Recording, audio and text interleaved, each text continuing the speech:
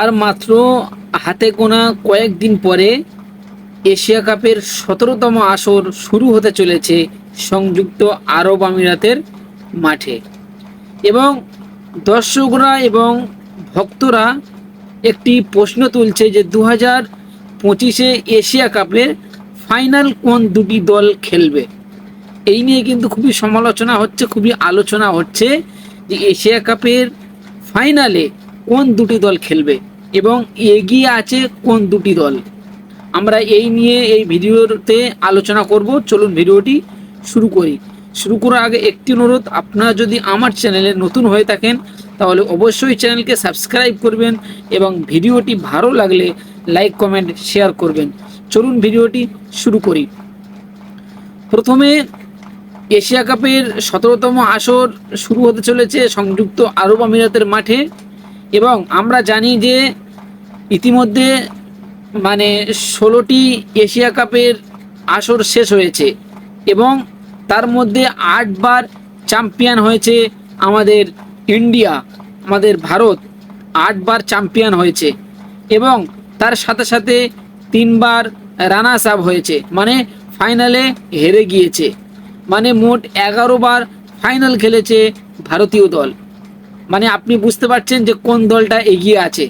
আমাদের ভারতীয় দল কিন্তু সব থেকে এগিয়ে আছে এশিয়া কাপের মঞ্চে ফাইনাল খেলার জন্য। এবং ভারতীয় দল আমরা দেখেছি 2024 যে এশিয়া কাপ হয়েছিল আমরা তেমন একটা মজা পাইনি, তেমন একটা আনন্দ পাইনি, কারণ 50 রানে অল উইকেট করে দিয়েছিল শ্রীলঙ্কাকে এবং ভারতীয় দল 10 উইকেটে জিতে নিয়েছিল। আমরা খুব একটা আনন্দ পাইনি, ফাইনালের মতো যে আনন্দ সেই আনন্দটা আমরা পাইনি। কিন্তু 2025 এশিয়া কাপে একটি টি-20 ক্রিকেটে হতে চলেছে এবং আমরা আশা করছি 2025 এশিয়া কাপের ফাইনালে আমরা অনেক এনজয় করতে চলেছি। এবং কোন দুটি দল ফাইনাল খেলবে, প্রথমে ভারতীয় দল কিন্তু খুবই পিছিয়ে আছে অন্য অন্য দলের থেকে। আমি পিছিয়ে কেন বললাম, ভারতীয় দল কিন্তু এখন কোনো ইন্টারন্যাশনাল ক্রিকেট সিরিজ খেলছে না। সবই দল কিন্তু সিরিজ খেলছে।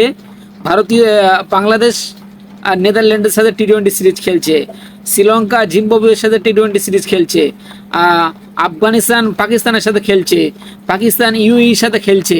মানে সব দল তাদের প্রস্তুতিটা সেরে নিচ্ছে, কিন্তু ভারতীয় দল এই প্রস্তুতিটা সারতে পারেনি। শুধু এইটি নেগেটিভ পয়েন্ট। এবং আমরা ইন্টারন্যাশনাল টি-20 ক্রিকেট খেলেছিলাম আজ থেকে 6 মাস আগে, ফেব্রুয়ারি মাসে ইংল্যান্ডের বিরুদ্ধে আমরা খেলেছিলাম ঘরের মাটিতে, ইংল্যান্ডকে হারিয়ে দিয়েছিলাম টি-20 সিরিজ। সেই আমাদের ইন্টারন্যাশনাল টি-20 সিরিজ খেলেছিলাম। এর আগে আমরা আর এর পরে আমরা আর কোনো টি-20 সিরিজ খেলিনি এবং সবই দল কিন্তু প্রস্তুতিটা সেরে নিচ্ছে। তাও কিন্তু ভারতীয় দল এগিয়ে আছে, কারণ আমরা চ্যাম্পিয়ন্স ট্রফিতে চ্যাম্পিয়ন হয়েছি। আমরা টি-20 বিশ্বকাপের চ্যাম্পিয়ন হয়েছি। আমাদের টি-20 র্যাঙ্কিংয়ে 1 নম্বর ব্যাটসম্যান আছে এবং 2 নম্বর ব্যাটসম্যান আছে। 1 নম্বর ব্যাটসম্যান অভিষেক শর্মা, 2 নম্বর ব্যাটসম্যান তিলক ভার্মা, আমাদের 1 নম্বর অলরাউন্ডার আছে হার্দিক পান্ডিয়া। ভারতীয় দল অনেক দিক থেকে এগিয়ে আছে এবং চ্যাম্পিয়ন হওয়ার দিক থেকে ভারতীয় দল সব থেকে এগিয়ে আছে ভারতীয় দল।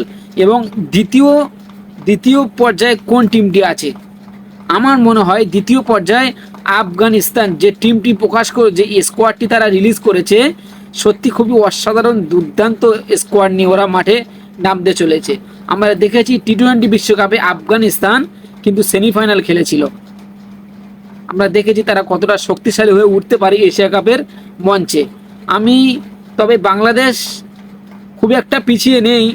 তবে যদি বাংলাদেশ এবং যদি ভারতের মধ্যে ফাইনাল ম্যাচ হয় তাহলে কিন্তু আমাদের ক্রিকেট ভক্তরা খুবই খুশি হবে এবং ওরকম আনন্দের দিন আর মনে হচ্ছে আমাদের আসবে না। বাংলাদেশ এবং ভারতের মধ্যে যদি ফাইনাল খেলা হয় এশিয়া কাপ 2025 খুবই ভালো লাগবে আমাদের সত্যি। এবং ভারতীয় দল কিন্তু অনেক দিক থেকে এগিয়ে আছে এবং ভারতীয় দলের চ্যাম্পিয়ন হওয়ার সম্ভাবনা বেশি। আপনার কি মনে হয় অবশ্যই কমেন্ট বক্সে জানিয়ে যাবেন।